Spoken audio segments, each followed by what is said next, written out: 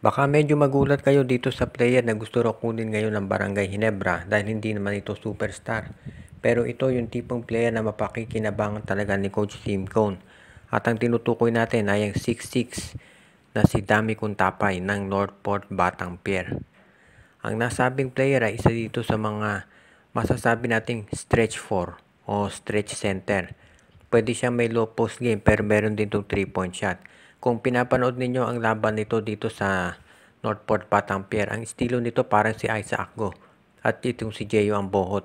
Big man pero merong tira sa labas. Ito ay pwedeng gamitin of course ni Coach Tim Cone para ma-draw out si Junmar Fajardo. Alam natin yan ang problema talaga ng Barangay Ginebra na expose sila nung huling game. So hindi na nakagugulat kung ito talaga ang susubukan nilang makuha. At dahil ito si Kuntapay ay low profile player, pwede kahit second round pick lang ang ibigay ng Barangay Ginebra para dito. Dahil hindi naman matunog yung pangalan niya pero alam ni Coach Tim Cone kung ano ang kaya nitong gawin. Ang sabi nga nila, hindi naman kinakailangan palaging superstar ang kunin nitong Barangay Ginebra. Ang kinakailangan nila actually yung mga bench players para tumulong dito sa kanilang starting five dahil gaya nung napansin na nga ng karamihan, masyado na nasusunog yung starting five ng Barangay Ginebra dahil wala nang makarelyebo. Kung meron kang katulad ni Kuntapay doon sa bench mo, iyan makakatulong para mabawasan yung playing time na nire-require para dito sa mga starters katulad ni Japet Aguilar. Dito si Kuntapay, mataas ang potential niyan at ito ay pwedeng gamitin ng Ginebra just in case nga matagalan itong recovery ni Isaac Go. Dahil hanggang sa ngayon hindi pa natin alam kung gaano katagal mawawala itong si Go. At yan ngayon ang pinoproblema ng Barangay Ginebra. Isipin nyo na lang lalo na kung all Filipino at wala itong si Go. Kaya makatutulong talaga kung makukuha nila itong si Kuntapay mula dito sa Northport Batang Pier. Nakita na natin kung gaano kalakas itong lineup ng San Miguel Beer pagkatapos nilang tambakan nitong Barangay Ginebra ng 49 points. Pero ang balita ngayon baka humirit pa ng trade itong San Miguel Beer. At mukhang ang tinitingnan daw ay kunin itong si William Navarro o itong si Arvin Tolentino para mapalakas pa yung kanilang lineup. Alam natin na ang kulang na lamang sa San Miguel Beer talaga ay yung defender dito sa power forward o doon sa number 4 position. Nakita natin na ginamit ni Coach George Gallen pangguardia dito kay Brownlee si Lassiter dahil nga itong si Jordan Adams medyo mabagal talaga sa depensa.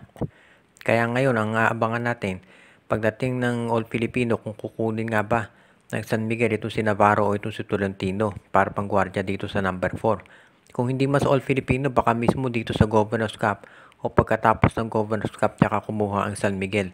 Yan ang aabangan natin. So far kasi itong si Arvin Tolentino alam natin hindi naman yan magtatagal dito sa Northport Batang Pier. At eventually ititrade yan either dito sa San Miguel or sa Magnolia or Ginebra. At itong si William Navarro, ang balita nga, nakareserba na raw yan para dito sa San Miguel. Pagkatapos mapunta nitong si Xavier Lucero dito naman sa Magnolia Chicken Templados. So, isa dyan siguro mapupunta sa Ginebra at isa dito sa San Miguel. Ang tanong na lamang ay kung sino. At yan ang aabangan natin. Sa ngayon kasi ang maliwanag dito, itong San Miguel Beer baka humirit pa ng isang trade para lalong mapalakas yung kanilang lineup ngayon para dito sa madarating na stretch run dito sa Governor's Cup. Kung sakaling mangyari yan, pwede nating masabi talaga na itong San Miguel Beer ay seryoso dito sa pagkuha ng kampyonato sa Governor's Cup dahil medyo matagal silang hindi nagcha-champion dito dahil nagdo-dominate nga naman talaga ang Barangay Ginebra. So abangan natin kung ano magiging desisyon dito ng San Miguel Beer kung sino doon sa dalawang nasabing player ang kanilang kukunin sa ngayon.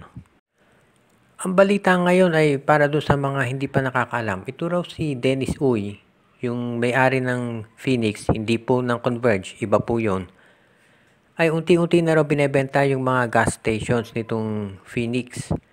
At ang report ay eventually baka yung mismong fuel master sa ibenta na ni Dennis Uy. Hindi pa natin natitiyak kung anong magiging epekto nito dito sa kanilang basketball team. Pero ang alam natin na itong Phoenix Fuel Master matagal na nagkakaproblema.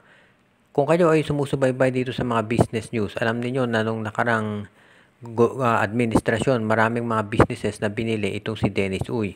Pero ngayon ay binebenta na niya dahil masyadong dumami yung binili niyang negosyo at nabaon sa utang. Kaya ngayon ang isa sa mga usap-usapan ay baka itong Phoenix Fuel Masters ay isa doon sa mga teams na ibenta o yung Phoenix Fuel na kumpanya ang ibenta ni Dennis Uy. Hindi pa natin natitiyak ngayon kung ito ay matutuloy. Pero ang maliwanag dito, kapag nagkataon yan, magkakaroon ng change of ownership itong Phoenix Fuel Masters. Dahil if ever nga naibenta yan ni Dennis Uy. Ang tanong, ano ba magiging epekto nito dito sa kanilang basketball team?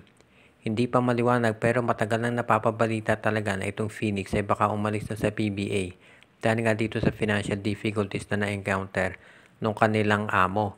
So as it is ngayon, syempre yung mga players nakafocus lang dito sa nangyayari dito sa basketball team. Wala naman silang magagawa doon sa nangyayari doon sa kumpanya mismo.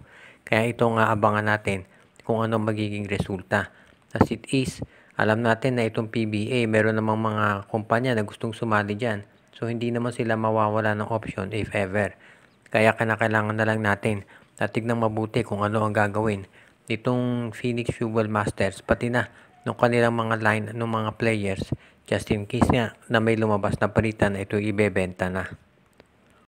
Okay, ang balita naman natin ngayon ay matindi na ang usap-usapan kung saan mapupunta itong free agent soon to be na si Troy Rosario.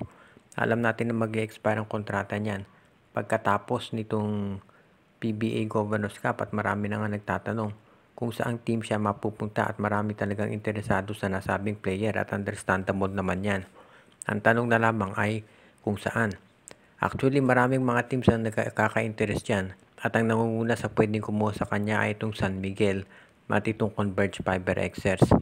Sa ngayon, pwede na, tsaka itong Blackwater Bossing. Pwede na natin siguro tanggalin yung MVP group dyan dahil base ito sa panayam kay Troy Rosario parang hindi siya masaya ito sa ginawang pag-trade sa kanya ng TNT Tropa. Kaya sa ngayon sa tingin ko malamang puntahan niya either Converge, San Miguel or manatili dito sa Blackwater. Kung gusto niya siguro talaga ng malakihang sabihin nating salary, malamang sa SMC yan. As it is, baka San Miguel or Ginebra mapuntahan itong si Troy Rosario. Dahil obviously Ginebra kailangan ngayon ng big man. Kaya malamang itong si Troy Rosario ang isa doon sa tatargetin nila. Pero alam ko, itong San Miguel Beer ay isa rin doon sa mga teams na nagko-consider kay Troy. Kaya abangan na lang natin kung ito'y matutuloy.